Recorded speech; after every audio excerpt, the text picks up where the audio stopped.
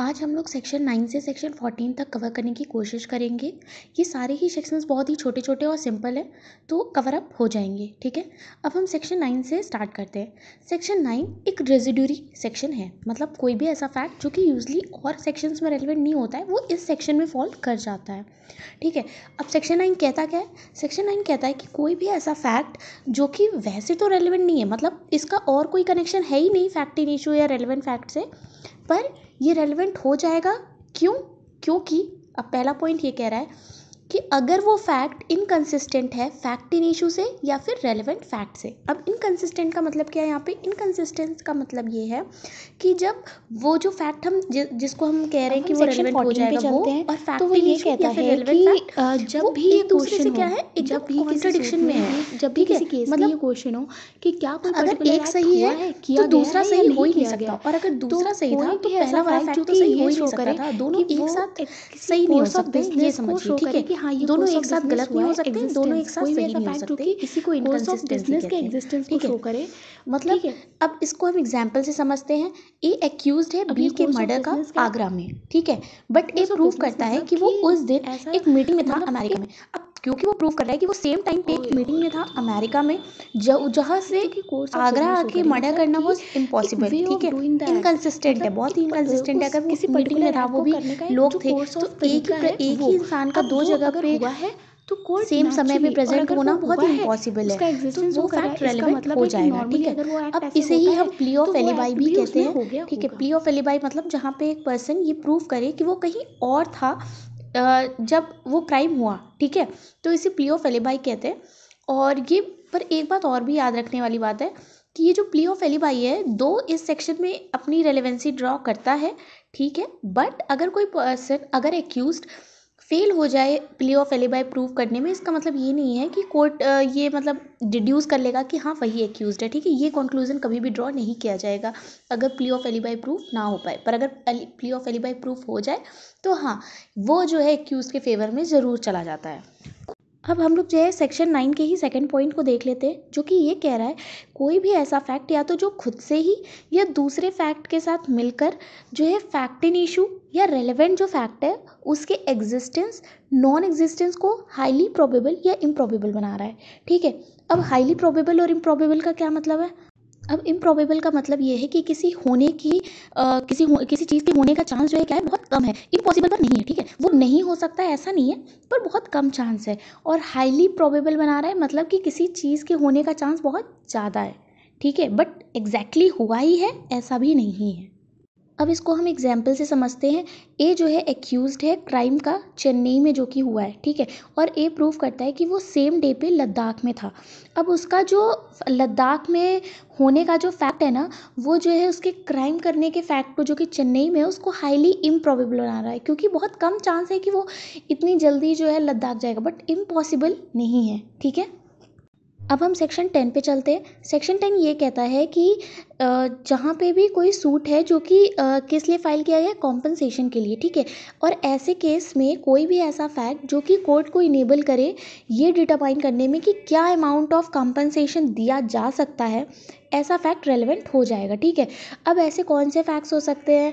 Example के तौर पे जैसे जो दिखा रहा हो कि किस मैनर में, अगर मान लीजिए ब्रीच ऑफ कॉन्ट्रैक्ट का केस है, ठीक है, जहाँ पे तो और सूट फाइल किया गया कॉम्पनसेशन के लिए, तो इसमें कोर्ट ये देखेगा कि क्या मैनर था ब्रीच का, इंटेंशन क्या था पार्टी का जिसने ब्रीच किया। ठीक है, उस जो दूसरी पार्टी थी उसकी मेंटल पेन और सफरिंग क्या थी जो ब्रीच हुआ उसके बाद। तो ये सब चीज़ें जो है रेलिवेंट हो जाती हैं। अब हम सेक्शन 11 पे चलते हैं। तो सेक्शन 11 ये कहता है कि जब भी कोई राइट या कस्टम का एग्जिस्टेंस क्वेश्चन में हो तो कौन से फैक्ट्स रेलेवेंट हो जाएंगे।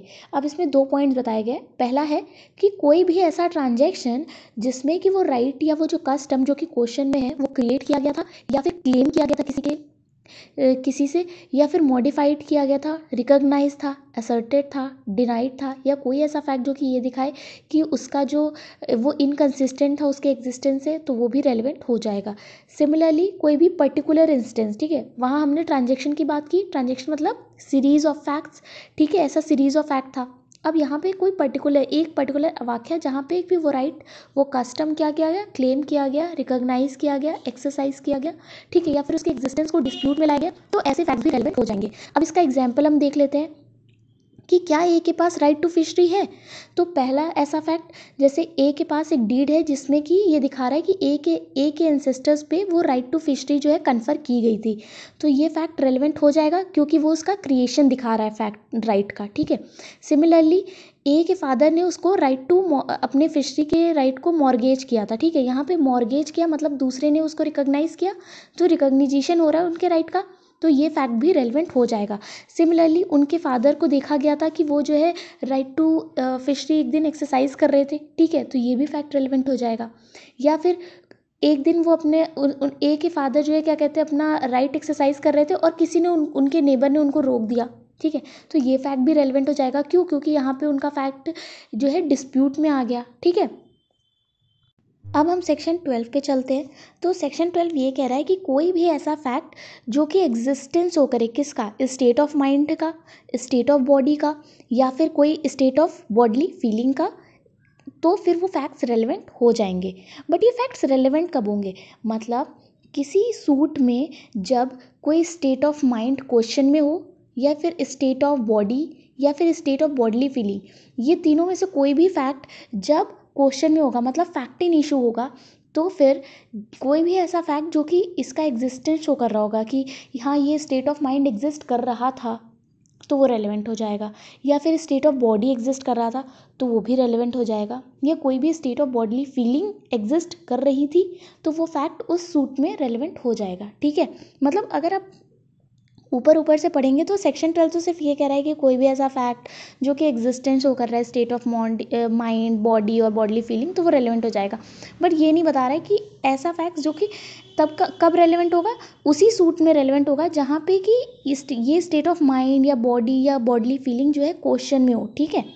अब आगे आ जाते हैं। तो इसका एक्सप्लेनेशन क्या कह रहा है, एक्सप्लेनेशन ये कह रहा है कि जब भी हम कोई स्टेट ऑफ माइंड शो करेंगे, एग्जिस्टेंस उसका शो करेंगे, तो हमें ये दिखाना होगा कि वो जो स्टेट ऑफ माइंड एग्जिस्ट कर रहा था वो पर्टिकुलरली एग्जिस्ट कर रहा था किस रेफरेंस में, जो कि फैक्ट इन इशू है उसके रेफरेंस में, ना कि जनरली, ठीक है।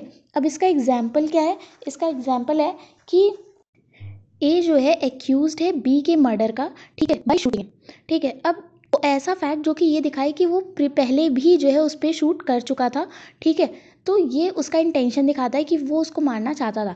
बट आप ये कहें कि अरे उसकी हैबिट है लोगों को शूट करने की, तो ये इरेलेवेंट हो जाएगा। क्यों? क्योंकि यहाँ पे बात हो रही है कि क्या उसने बी को शूट करके मारा है कि नहीं मारा है, ठीक है। आप जनरली बता रहे हो कि अरे वो लोगों को शूट करता है, तो ऐसा नहीं है, ठीक है, ये इरेलेवेंट हो जाएगा क्योंकि उसका जनरल स्टेट ऑफ माइंड दिखा रहा है। हमें यहाँ पे पर्टिकुलरली स्टेट ऑफ माइंड देखना है, किसके रेफरेंस में, जो कि फैक्ट इन इशू है वो।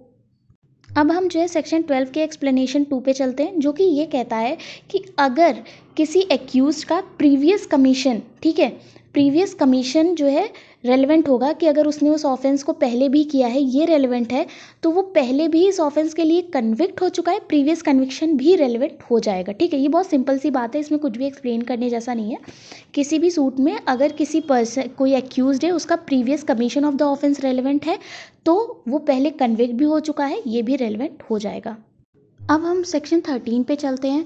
तो सेक्शन 13 ये कहता है कि जब भी ऐसा क्वेश्चन हो कि कोई पर्टिकुलर एक्ट जो है एक्सीडेंटल है या इंटेंशनल है, या फिर किसी पर्टिकुलर इंटेंशन या नॉलेज से किया गया है, तो कोई भी ऐसा फैक्ट जो कि ये दिखाए कि ये जो एक्ट है ना, ये सीरीज ऑफ सिमिलर अकरेंस बना रहा है, ठीक है, मतलब एक जैसा एक्ट हुआ जा रहा है, ठीक है, एक सीरीज बना रहा है, एक ही जैसे एक्ट का जो हो रहे हैं वो उनका सीरीज बन रहा है।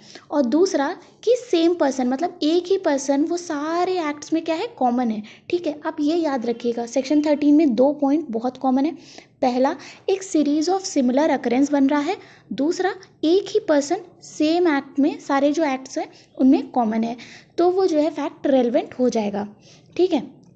अब इसमें बहुत ही फेमस एक केस है आर वर्सेस स्मिथ, जिसको कि हम bride in the bath tub case के नाम से भी जानते हैं। इसमें होता क्या है कि एक जो पर्सन होता है ना, उसकी वो कई शादियां करता है, और एक के बाद हर एक वाइफ की जो डेथ होती है ना, वो सेम वे में होती है, बाथ टब में गिरने से, ठीक है। तो ये जो है बहुत ही कॉमन फैक्ट हो जाता है और ये दिखाता है कि कैसे एक ही पर्सन की वाइफ बार बार बाथ टब में गिर के उसकी डेथ हो रही है और उसको जो है इंश्योरेंस का पैसा मिलता है। तो बाद में कोर्ट को मतलब ये इन्वेस्टिगेशन से पता चलता है कि ये जो सीरीज़ है और सेम ही पर्सन कॉमन है, तो ये फैक्ट रेलिवेंट हो जाता है कि उसने ही ये फैक्ट जो है एक्सीडेंटल नहीं है, ये इंटेंशनल है।